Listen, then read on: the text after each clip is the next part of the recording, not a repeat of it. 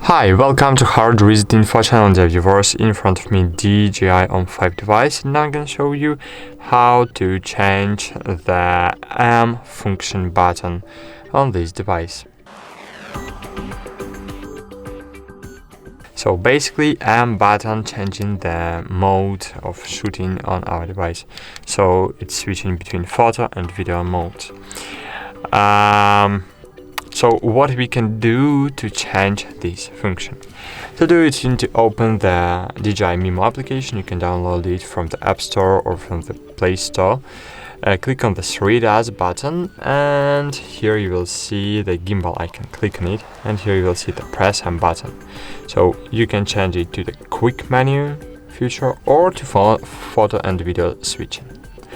And that's it. Thanks for watching. Like this video, subscribe to our channel, and bye. See you.